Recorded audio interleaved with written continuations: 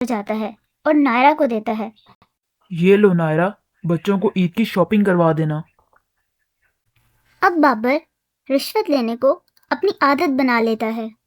जब जाइन को इसके बारे में पता चलता है तो वो इसे बहुत समझाता है।